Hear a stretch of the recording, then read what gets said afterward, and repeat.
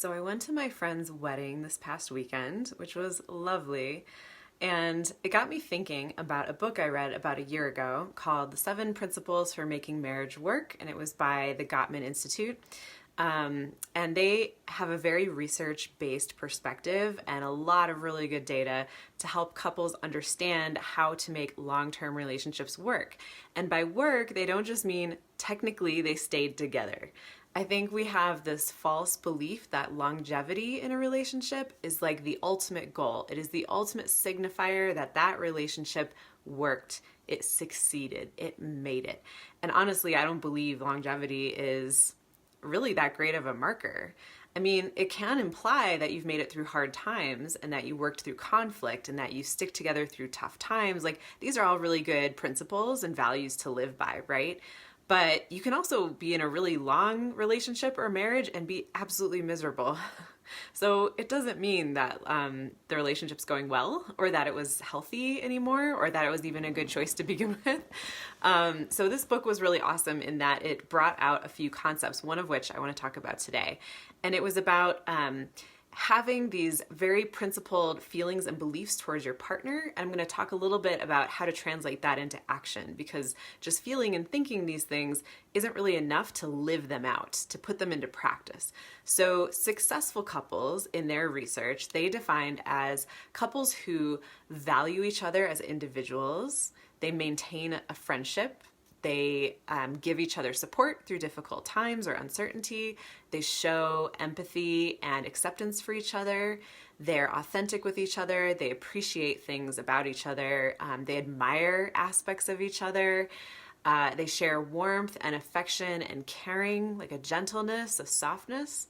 And they create a strong sense of safety within the relationship.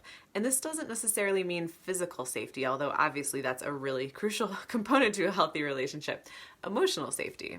The safety to be yourself and to be held and accepted the way you are, as long as that's, within safe, non-toxic limits. And the ability to be a little bit messy. You're allowed to be a little messy, make mistakes, and be forgiven.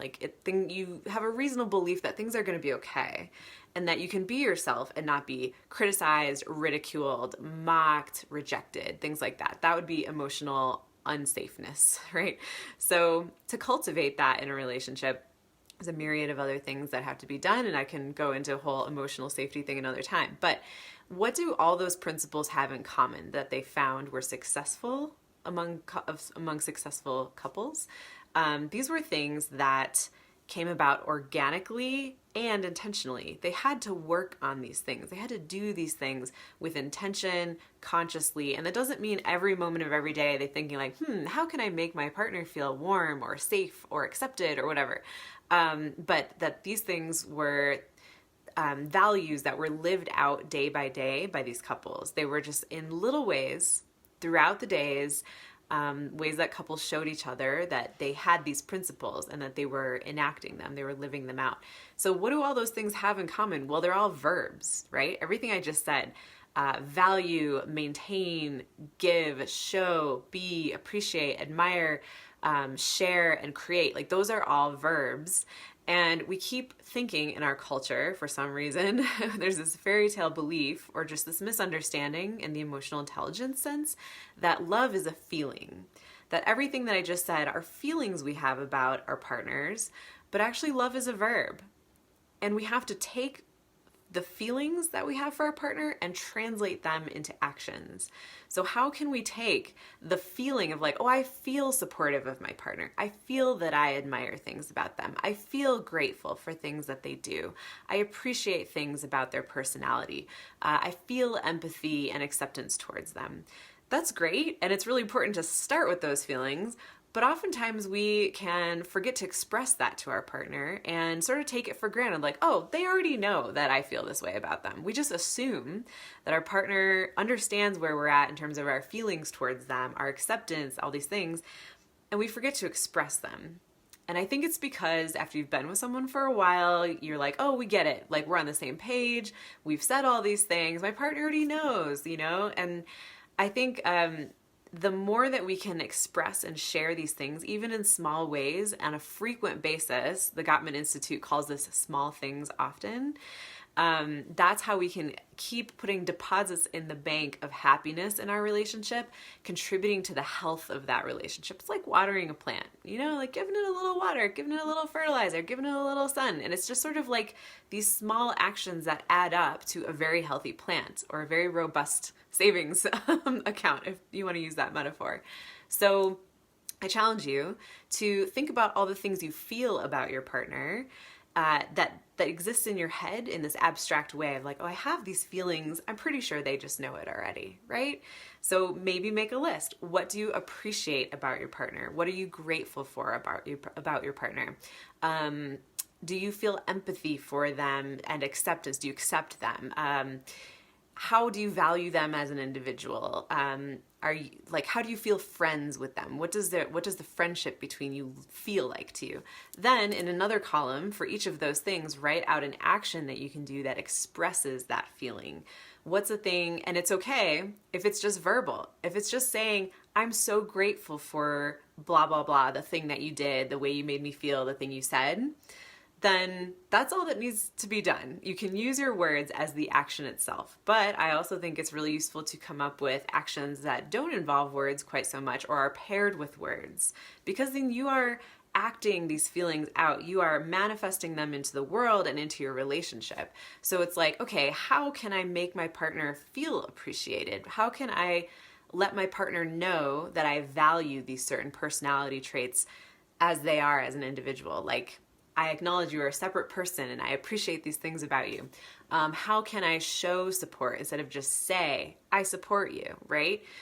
So coming up with those ideas is a way easier way to then enact them. Because once you kind of have it down of like, oh, I could show it in this way. And if you're stuck at any point, ask your partner.